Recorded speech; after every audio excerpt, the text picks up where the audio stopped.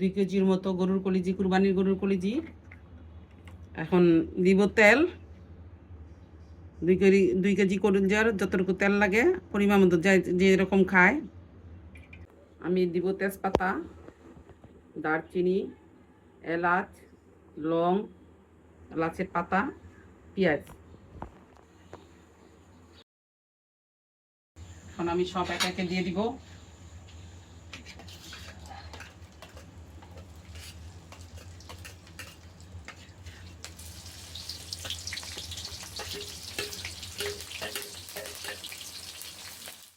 আমরা পেঁয়াজের মধ্যে এখন লবণ দিব। লবণটা দিলে পেঁয়াজটা তাড়াতাড়ি কালার আইসা পড়ে, ভাজা তাড়াতাড়ি হয়ে যায়।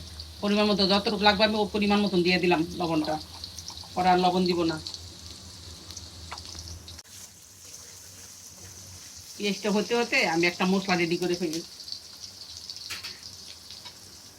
আদা রসুন পেস্ট নিছি টেবিল চামচের 3 চামচ, টমেটো পেস্ট নিছি 3 চামচ, কাঁচামরিচ পেস্ট নিছি 2 চামচ। এখন আমি পরিমাণ মতো এখানে হলুদের গুঁড়া, মরিচের গুঁড়া দিয়ে দিব।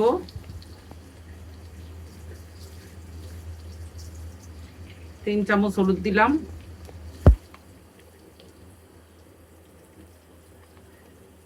2 চামচ মরিচ দিলাম, কারণ আমরা কাঁচামরিচ নিচ্ছি এখানে। আর দিব আমি এখানে সব ধরনের গরম মশলার ফাঁকি। এখানে আছে জায়ফল, জয়ত্রী, বড় এলাচ, দারচিনি, এলাচি, তারপরে আছে জিরা। এগুলো একসাথে আমি ধনিয়া একসাথে ফাঁকি করে রাখছি।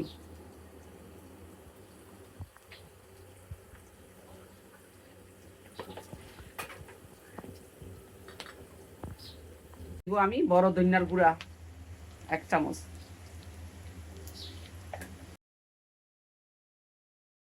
রান্না করলো জিনিসটা অনেক সুন্দর হয়। আমি এটা একটু পানি দিব, একটু পানি দিয়ে মিক্সড করব।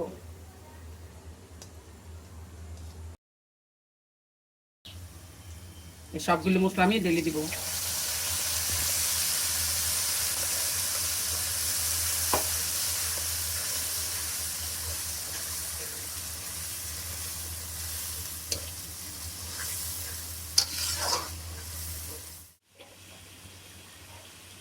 উপরে তেল উঠে গেছে, মশলা কষানো হয়ে গেছে।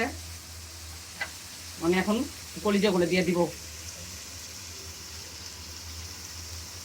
পানিটা সেকা সেকা দিব, পানিটা দিব না।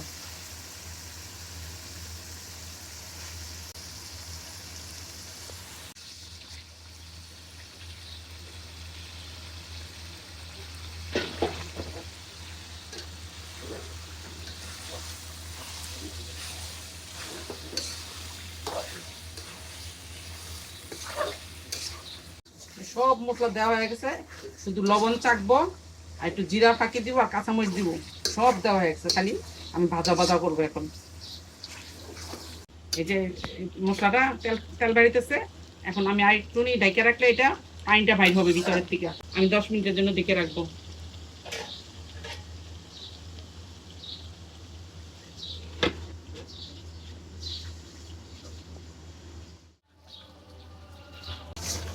এই যখন আবার লাড়া দিতেছি, কারণ কলিজা তো জুসি বাপ, আর মশলা একটু বেশি দিছি, বাটা মশলা, সেই জন্য ধরা নিচে ধরে যেতে পারে। আমি সেই জন্য একটু পরপর নাড়া দিতেছি।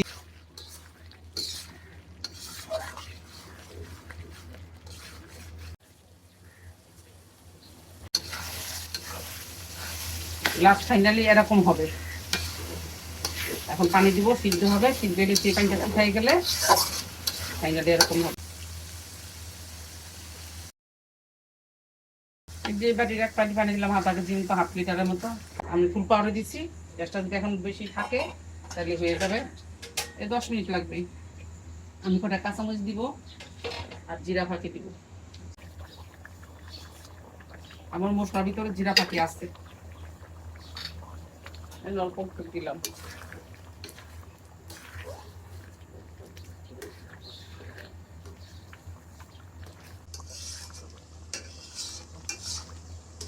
আমি প্রথমে কলিজাটা আনাম সিদ্ধ করলাম, ধুইলাম গরম পানি দিয়ে বয়েল করে, তারপরে ছোটো ছোটো করে কাটলাম, ফিরে গরম পানিটা ধুইলাম, দিয়া ঠান্ডা পানিটা দিলাম, 4 বার ধোয়া দিলাম, ধুইয়া পানি চাকলাম, তারপর পেঁয়াজ দিলাম চুলায়, তেল দিলাম, তেলের মধ্যে পেঁয়াজ দিলাম, তেজপাতা, দারচিনি, এলাচি, লং, এলাচি পাতা, লবণ দিলে তাড়াতাড়ি পেস্টটা ভাজা হয়, লবণও দিয়ে দিলাম। তারপর পেস্টটা যখন ব্রাউন হলো তখন আমি একটা মশলা বানাইলাম। মশলার মধ্যে এলো আদা রসুন পেস্ট, টমেটো পেস্ট, কাঁচামরিচ পেস্ট, হলুদের গুঁড়া, মরিচের গুঁড়া, ধনিয়ার গুঁড়া, আমার হাতে বানানো একটা গরম মশলার গুঁড়া, সব ধরনের গরম মশলা দিয়ে একটা মশলা বানাইছি, সেই মশলার গুঁড়া একসাথে পানি দিয়ে মিক্সড করে এটা ওই পেঁয়াজ ভাজার ভিতরে দিয়ে দিলাম। পেঁয়াজ ভাজা দেওয়ার পরে ওটা আমি কষাইলাম। কষাইতে কষাইতে যখন উপরে তেল উঠলো তখন আমি কলিজাগুলি ছাইকা পানি ঝরাইয়া কলিজাগুলি দিলাম। কলিজাগুলি দিয়ে ভাজা ভাজা লাড়াচাড়া দিলাম। যখন পানিটা শুকাই গেল তখন আমি ডাইকা দিলাম। পরে আবার ফিরে কলিজার থেকে পানি বাড়িলো, কলিজাতে পানি বাড়িয়ে কলিজা শুকাইলো পরে ফিরে আবার আমি ঢেকে রাখলাম। এখন আমি ডাকনা খুলে দেখলাম কলিজা ভুনা ভুনা হয়ে গেছে। আমি আবার সিদ্ধ হওয়ার জন্য পানি দিলাম, কাঁচামরিচ দিলাম, জিরা পাখি দিলাম। এই ফাইনাল লুক। এখন এই পানিটা শুকাই গেলে আমরা নামাই ফেলবো।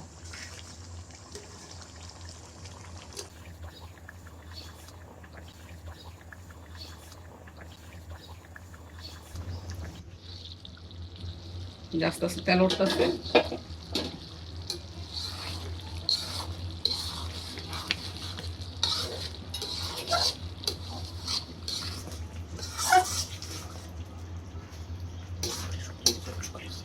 এখন তো হয়ে গেছে মনে হইতেছে আমার কাছে, মানে সিদ্ধটা হয়েছে এরকম বুঝছে নামাইতে হবে।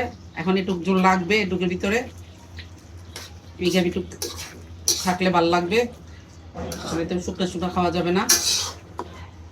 আর একটু বসায় রাখি, মিবে আছে, কালকে উঠুক আর একটু। এটা অনেক মজা, খেয়ে দেখো তোমরা। ভাত দিয়ে খেতে পারো, পরোটা দিয়ে খাওয়া যায়, পোলাও দিয়ে খাওয়া যায়, খিচুড়ি দিয়ে খাওয়া যায়, সব কিছু দিয়ে খাওয়া যায় এই কলিজা বুনা। এই কলিজাটা কীভাবে পরিষ্কার করতে হয়, ধোয়ার পরিষ্কার করার আমার চ্যানেলে আছে। ভালো লাগলে লাইক কমেন্ট শেয়ার করো, কমেন্টের মাধ্যমে জানাইও তোমাদের কেমন লাগলো। সাবস্ক্রাইব করো। আমার রেসিপিটা তোমাদের দেখার জন্য অনেক ধন্যবাদ।